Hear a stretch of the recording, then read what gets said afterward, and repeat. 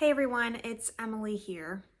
Over the past few years of my life, I've begun to learn that silence is a powerful discipline in the spiritual life. And I think it's a necessary ingredient for mature faith. There is this great book by Henry Nouwen called The Way of the Heart. And in the book, he says that we live in a wordy world, one that talks to us at all hours of the day in a million different ways. And so it makes it really hard to be silent. On an almost constant basis, we are tasked to absorb texts, emails, billboards, road signs, bumper stickers, news articles, social media feeds, and so much more.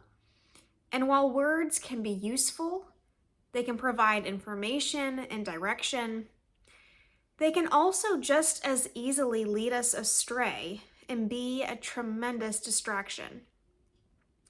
I learned this in a really powerful way when I was in seminary.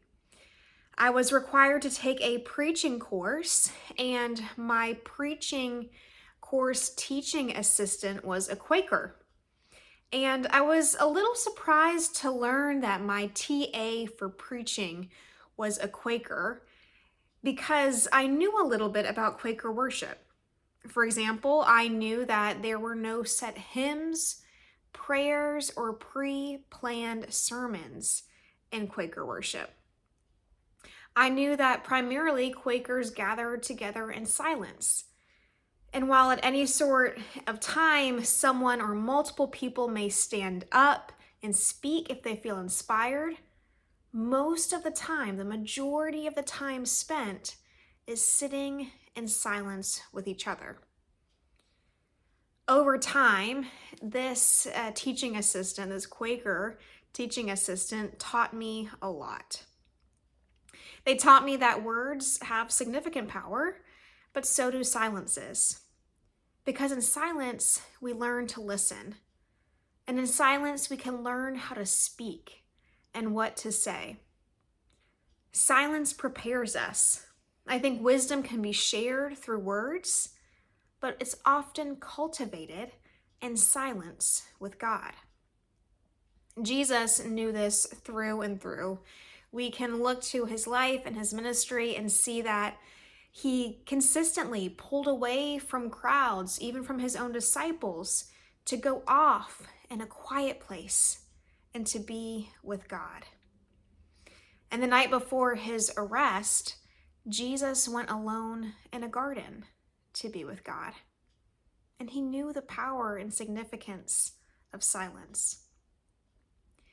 You know, in this life, many of us are going to find ourselves doing too much, saying too much, and occupying our minds with far too much.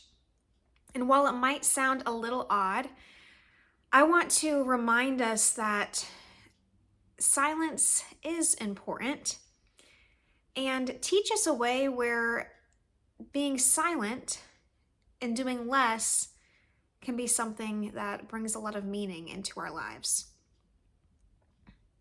I think it's powerful to learn that slowing down and discerning what is needed, necessary, and what is good, and also what needs to be or should be put aside. It's not until we create space in our lives and time for silence that God can truly speak in us and through us. So this week, I hope you'll be inspired and you'll try to find some moments of silence for yourself. I'll see you soon.